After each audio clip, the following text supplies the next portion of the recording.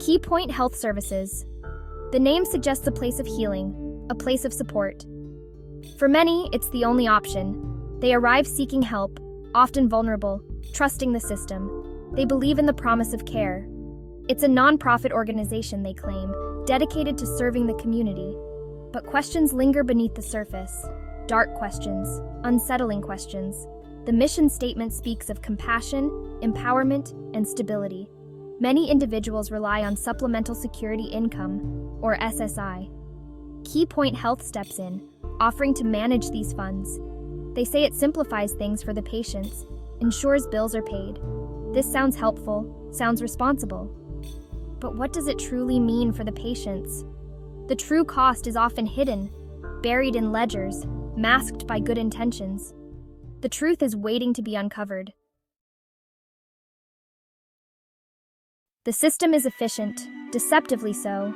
A new patient arrives at Key Point Health, often depending on SSI, Supplemental Security Income. This is their lifeline, their only income.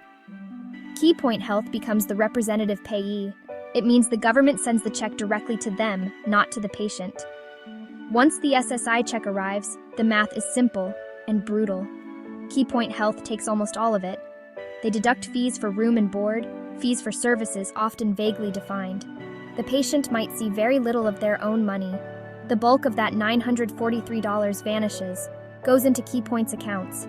This practice is widespread, affecting nearly every patient under their roof. Imagine your entire monthly income gone except for a tiny allowance. At Key Point Health, this is reality. Patients often receive just $11 per week, $11 for all personal needs. This is not a typo. This is their spending money after Key Point Health has taken the rest. That $943 from SSI, it shrinks to about $44 a month for personal use. The rest is consumed by the organization. What can $11 buy? A bar of soap, perhaps. A tube of toothpaste if it's on sale. A cheap pair of socks, maybe a small coffee. But not all of these. One must choose carefully. Luxuries are out of the question. A new shirt? Impossible. A bus ticket to visit family? A distant dream? A birthday card for a loved one? A painful sacrifice? This pittance is supposed to cover everything beyond basic room and board. Groceries, toiletries, and any other personal items must all fit within this meager budget. Eating out? Only at the cheapest places, and even then rarely. Entertainment like movies or concerts? Out of reach. Even a phone bill can become a burden. Gifts for friends or family? Almost impossible. Saving for the future? A distant hope. Unexpected expenses like medical bills? Devastating. Every dollar must be stretched to its limit, every expense scrutinized. This is the harsh reality for many at Key Point Health. Living on $11 a week is not just difficult, it's nearly impossible. While patients subsist on pennies, Key Point Health expands. New buildings rise, existing facilities are renovated, the organization's footprint grows larger. They acquire more properties, their portfolio swells. One must ask the obvious question, where does the money come from? If they are a nonprofit dedicated to care, if their patients are so deeply impoverished, how can such expansion be possible? The SSI benefits collected form a substantial revenue stream. Hundreds of patients, each contributing nearly $1,000 a month. This accumulates quickly, millions of dollars flowing into Key Point's coffers annually. They claim these funds are reinvested into services. But the scale of their growth suggests something more. It suggests a business model, a very successful business model, masquerading as charity. This raises serious concerns. Sarah's story, a whisper of lost hope. Sarah arrived at Key Point hopeful. She was 58, battling severe depression. Her small SSI check was her only support. She needed a safe place, a place to heal. Key Point seemed like the answer. They took over her finances immediately. She signed the papers. She didn't fully understand. She just wanted help. Soon her entire SSI payment was gone, except for the $11. Her weekly allowance. She wanted to buy art supplies. Painting was her therapy, her only solace. A small set of watercolors cost $15, more than her weekly allowance. She asked for a small advance or an exception. She was told no. Rules were rules. The $11 had to last. Michael's plight, dignity denied, dollar by dollar. Michael was a veteran. He served his country with honor and dedication. But after returning home, he suffered from PTSD, a silent battle that many veterans face. He ended up at Key Point Health, a facility that promised to take care of his needs. His military pension and SSI were managed by them. They controlled every aspect of his finances. Michael was in his late 60s, a time when he should have been enjoying his golden years. He needed specialized dental work, something that was crucial for his overall health and well-being. His benefits should have covered it, or so he thought. But the reality was far different. Key Point Health controlled his funds. They had the final say in what was covered and what wasn't. They told him the procedure was too expensive. It was a blow to his dignity, not covered under their standard care. The fine print was a cruel reminder of his helplessness. Despite them taking nearly every cent he had, he was left with almost nothing. He was given the standard $11 a week for everything. He needed denture cream, a basic necessity. He needed specific cleaning solutions for his partial plate. These were not luxuries, but essentials. These items alone cost more than his allowance. He often went without.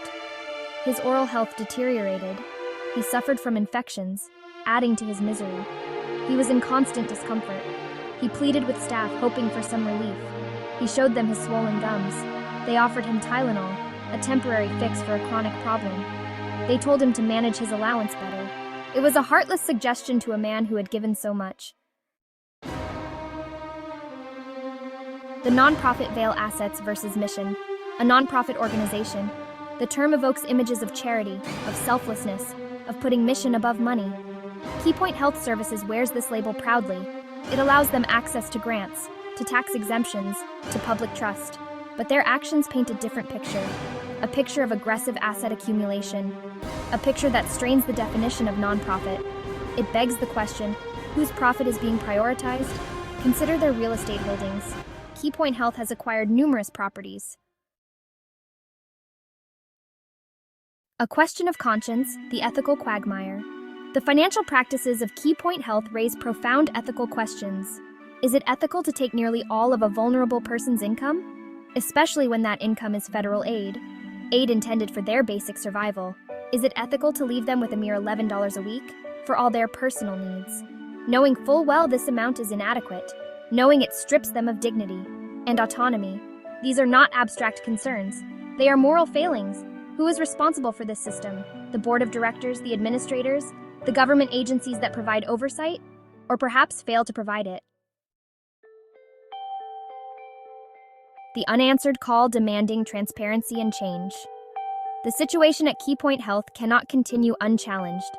The voices of the people must be heard, and their concerns addressed.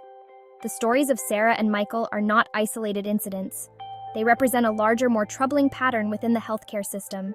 They are symptoms of a systemic problem, a problem that has been ignored for far too long, a problem rooted in financial practices, practices that are shrouded in secrecy and lack transparency, practices that prioritize organizational gain over patient welfare.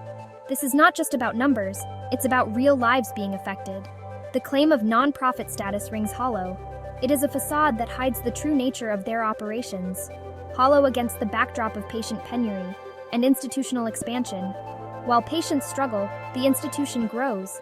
It is time for accountability, real accountability. Not just lip service, but tangible actions. Transparency is the first step. Without it, trust cannot be rebuilt. Patients and the public deserve to know. They have a right to understand how their money is being used. Where does the money go? How is it being allocated? How are SSI funds allocated? Are they being used for the intended purpose? Why is the personal needs allowance so tragically low? These are questions that demand answers. Key Point Health must open its books. They must be transparent about their financial dealings. They must provide clear, understandable financial statements, not just to regulators, but to the public as well.